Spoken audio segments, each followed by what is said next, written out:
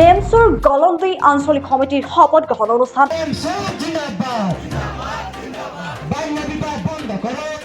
আজি নেমচুৰ দৰং জিলা সমিতিৰ অন্তৰ্গত গলন্দী আঞ্চলিক সমিতিৰ শপত গ্ৰহণ অনুষ্ঠানৰ লগত সংগতি ৰাখি কৃতি ছাত্ৰ ছাত্ৰীসকলৰ সম্পূৰ্ণ অনুষ্ঠান অনুষ্ঠিত কৰে। জিলা সমিতিৰ সভাপতি শ্ৰাবিনুৰ আলীৰ সভাপতিত্বত মুখ্য অতিথি হিচাপে উপস্থিত থাকে নেমচুৰ কেন্দ্ৰীয় সমিতিৰ সাংগঠনিক সম্পাদক হাফিজ গিয়াছুদ্দিন আহমেদ। আমন্ত্ৰিত অতিথি হিচাপে উপস্থিত থাকে নেমচুৰ কেন্দ্ৰীয় সমিতিৰ প্ৰচাৰ সম্পাদক আবু বকৰ সিদ্দিক। উপস্থিত থাকে জিলা সমিতিৰ বিষয়ববীয়াসকলে। নৱগঠিত আঞ্চলিক সমিতিয়ে সমাজত চলি থকা বিভিন্ন ধৰণৰ কুসংস্কাৰ নিৰ্মূল কৰিবলৈ কাম কৰি যাব বুলি জানিবলৈ দিয়ে।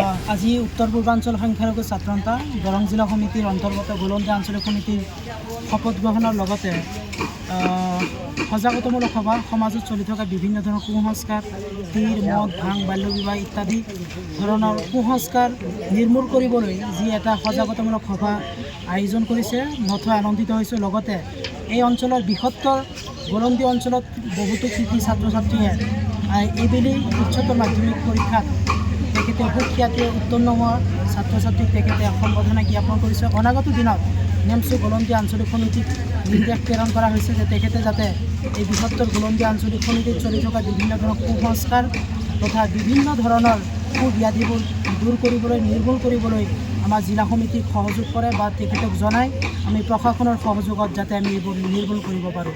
পূৰ্বাঞ্চল সংখ্যালঘু ছাত্ৰ সন্থা শ্ৰমিকৰ নেমচু দৰং জিলা সমিতিৰ অন্তৰ্গত গলন্দী আঞ্চলিক সমিতিৰ আজি শপত গ্ৰহণ অনুষ্ঠান হ'ল। এই শপত গ্ৰহণ অনুষ্ঠানত সজাগতা সভা, তীৰ জোৱা, মদ, ভাং আদি বাল্য বিবাহৰ ওপৰত বহুত আলোচনা হ'ল। উত্তৰ পূৰ্বাঞ্চল সংখ্যালঘু ছাত্ৰ সন্থা আমি জন্মনগ্নৰ পৰাই আমি শিক্ষাৰ দিশত মাতি আহিছোঁ। বিভিন্ন ৰাইজৰ স্বাৰ্থত আমি মাতি আহিছোঁ। দুখীয়াৰ লগত আমি আছোঁ। আমি উত্তৰ পূৰ্বাঞ্চল সংখ্যালঘু ছাত্ৰ সন্থা সদায় ৰাইজৰ লগত থাকিম। আমাৰ ইতিমধ্যে অসমৰ ভিন্ন প্ৰান্তত জিলাত, আঞ্চলিকৰ উদ্যোগত, জিলাৰ উদ্যোগত ইতিমধ্যে ছাত্ৰ ছাত্ৰীসকলক, যিসকল ছাত্ৰ ছাত্ৰী এবাৰ উচ্চতৰ হাইস্কুল শিক্ষান্ত পৰীক্ষাত, উচ্চতৰ মাধ্যমিক শিক্ষান্ত পৰীক্ষাত তেখেতসকলে প্ৰথম বিভাগত উত্তীৰ্ণ হ'ব পাৰিছে, আমি সেই ছাত্ৰ ছাত্ৰীসকলক আচলতে তেখেতসকলক প্ৰতিভা চাই পেলাই আমি তেখেতসকলক মানপত্ৰও সম্বৰ্ধনা জনাইছোঁ। আমি এনেবোৰ কাৰ্য আমি উত্তৰ পূৰ্বাঞ্চল সংখ্যালঘু ছাত্ৰ সন্থাই কৰি যাম। সমাজৰ যিবোৰ আচলতে কুসংস্কাৰ আছে এইবোৰক আমি উত্তৰ পূৰ্বাঞ্চল সংখ্যালঘু ছাত্ৰ সন্থাই আমি আগৰ পৰাই বিৰোধ কৰি আছোঁ। আমি সদায় এইটো বিৰোধ কৰিয়ে যাম।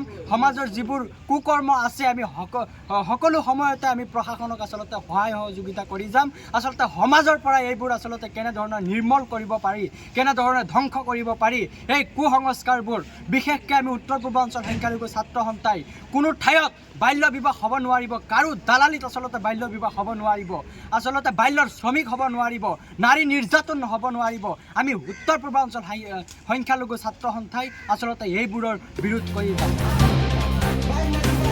ধোলাৰ পৰা হাফিজ গিয়াছুদ্দিন আহমেদৰ ৰিপৰ্ট, নিউজ MT।